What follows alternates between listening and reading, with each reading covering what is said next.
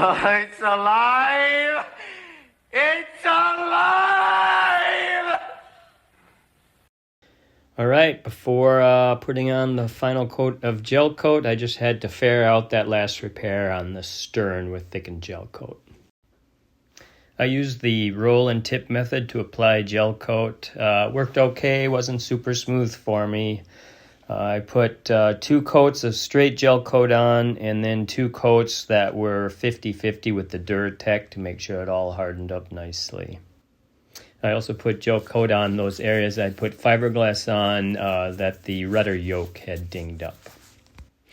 This is probably not the best image to show it, but it does kind of hint at the surfaces are not perfect after my application of gel coat.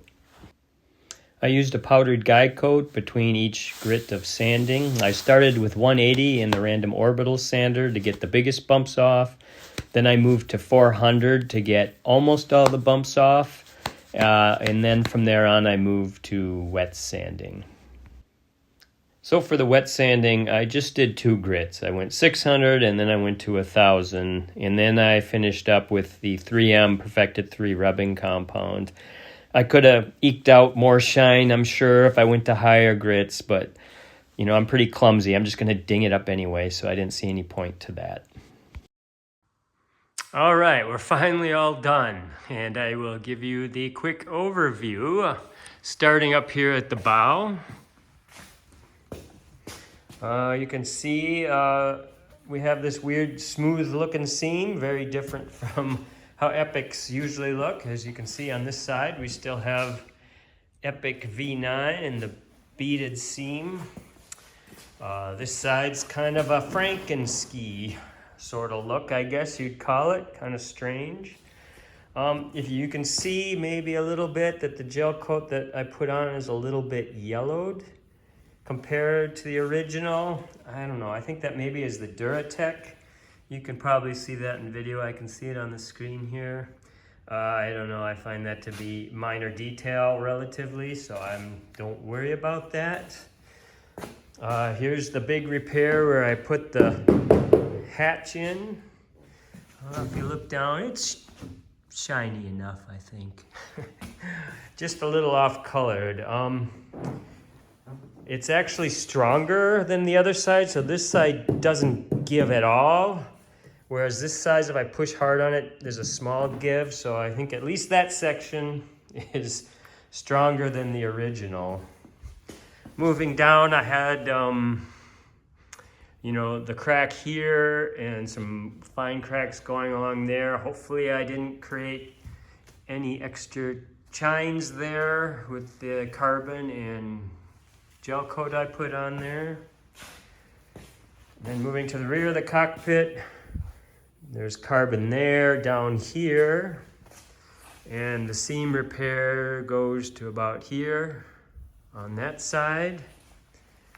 Moving astern, I replaced the seam here and put some carbon up top here, and the seam went around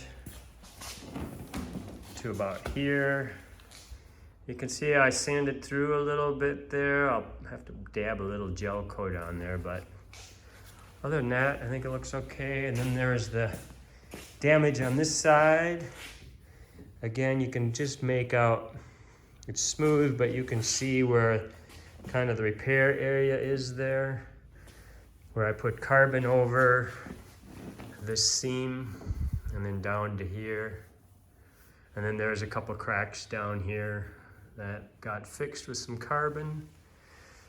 And then of course the cockpit, I had carbon coming down here, and on this side I had that gel coat popping out, and I replaced all that, and there's carbon along here to about here. So I think that's about it, and we'll call it a wrap. All we need now is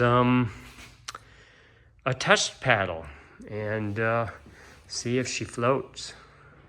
We'll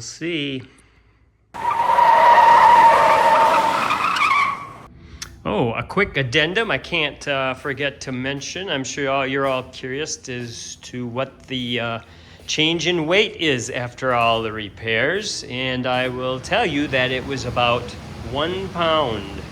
1 pound increase, as best as I could tell with my bathroom scale. So that's far less than a cockpit full of water, and I'm always paddling with a cockpit full of water, so I would say that change is pretty insignificant.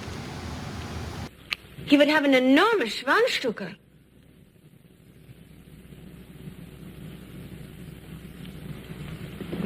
That goes without saying. Oof. He's going to be very popular.